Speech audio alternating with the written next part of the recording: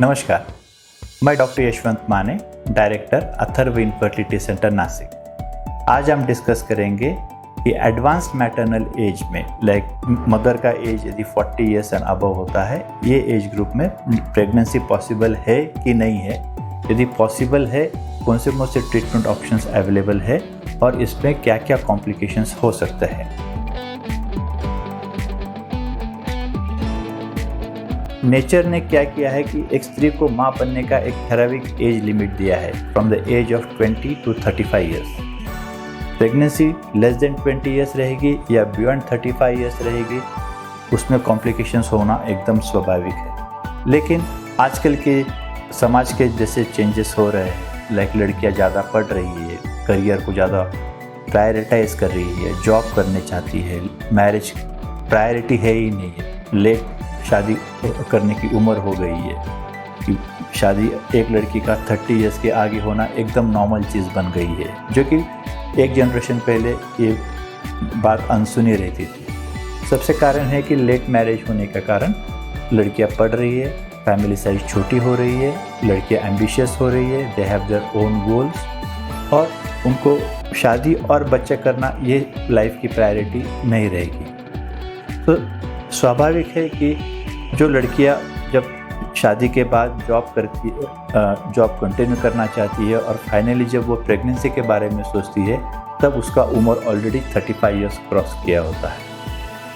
इसके पहले हमको एक समझना होता है कि नॉर्मल फिजियोलॉजी कैसी होती है लड़कियों की। एक लड़की की जब पीरियड्स चालू होती है बाय द एज ऑफ 13 और 14 ईयर्स, जिसे हम मेनार्की बोलते हैं, उसके ओवरी में एक काउंट होता है। जैसे मेल्स में स्पर्म काउंट होता है, वैसे एक लड़की या फीमेल में एक काउंट होता है। एक काउंट ये फिक्स्ड होता है, जो जेनेटिकली प्रीडिटरमाइंड होता है कि एक लड़की के ओवरी में कितने एग होने चाहिए।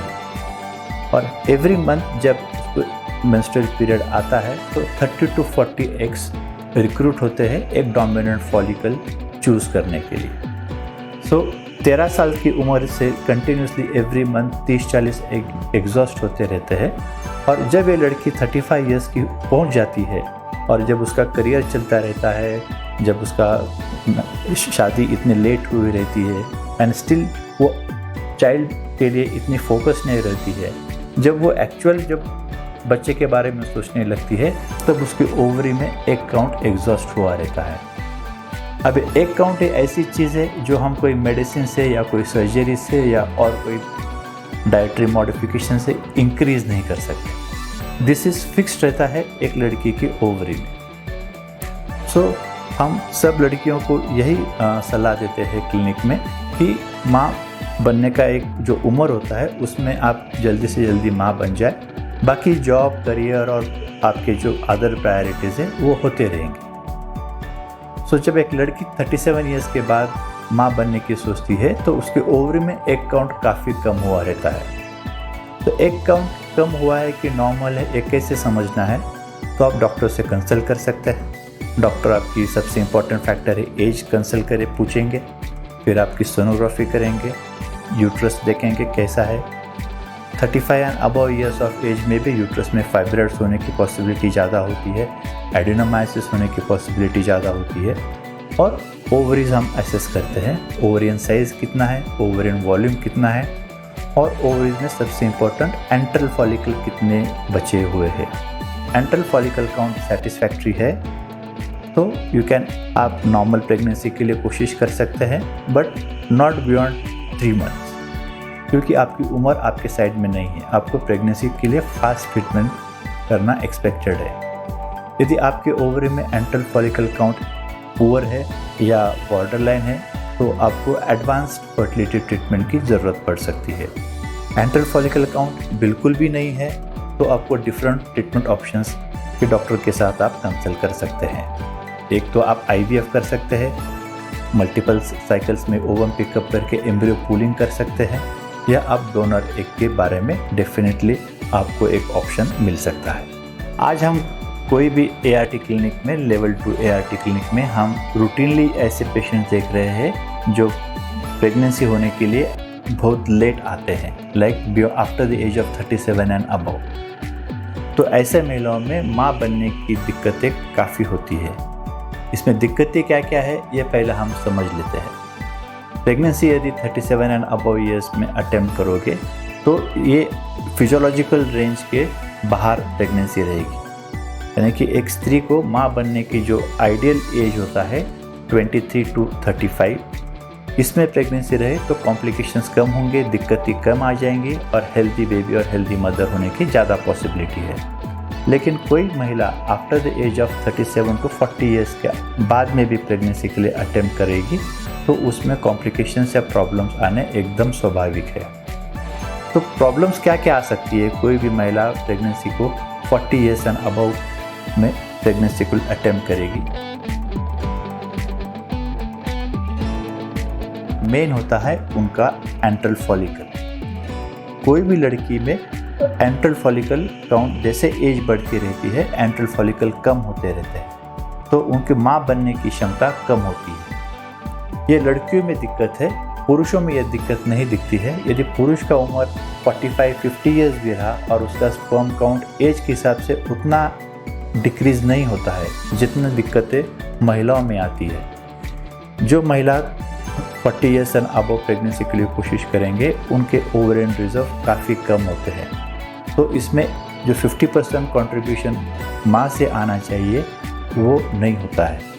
तो ऐसे केसेस में पेशेंट को क्या करना चाहिए कि 40 ईयर्स के अबव वो यदि प्रेगनेंसी के लिए कोशिश करना चाहती है तो फर्स्ट डॉक्टर से कंसल्ट करना है। डॉक्टर उनकी पूरी हिस्ट्री ले लेंगे, एक सोनोग्राफी करके यूट्रस कैसा है, ओवरीज कैसा है वो चेक करेंगे।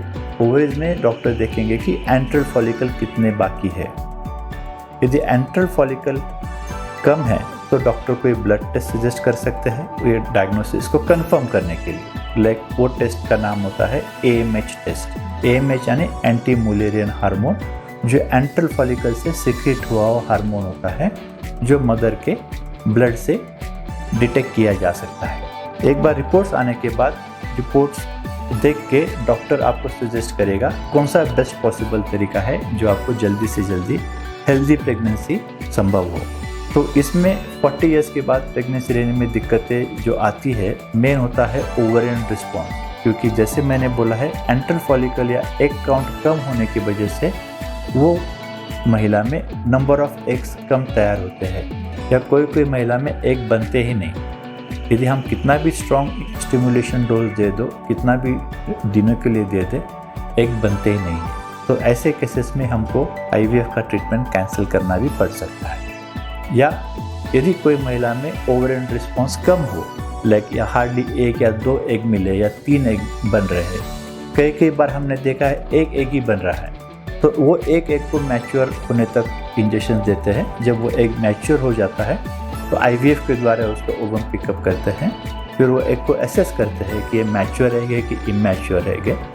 यदि मैच्योर एग है तो इसी द्वारा उसको फर्टिलाइज करके एम्ब्रियो बनाते हैं। फिर उसको ये एम्ब्रियो को हम डे 3 तक ग्रो करते हैं और डे 3 पे उसको फ्रीज करते हैं। यदि एक महिला का सिर्फ एक साइकिल में एक ही एम्ब्रियो बना या 2 ही एम्ब्रियो बने तो हम पेशेंट को एडवाइस करते हैं कि आप दोबारा ओवम पिकअप करो, सेकेंड साइकिल में और ज़्यादा एग मिलेंगे तो ज़्यादा एम्ब्रियो बनेंगे हमारे पास। और ऐसे केसेस में जिनका एंट्रल फॉलिकल कम फॉलिकल मिल रहे हैं, ऐसे केसेस में हमको सावधान रहना है कि आपके सब एम्ब्रियोज ब्लास्टोसिस स्टेज तक नहीं जा सकते, तो आपको डे 3 एम्ब्रियो ट्रांसफ़र एडवाइजेबल होता है। एक यदि क्लिनिक में PGD नाम की जो टेस्ट की फैसिलिटी है तो एम्ब्रियो का बायोप्सी भी कर सकते हैं और एक जेनेटिकली नॉर्मल एम्ब्रियो सिलेक्ट करके वो एम्ब्रियो आप ट्रांसफ़र कर सकते हैं।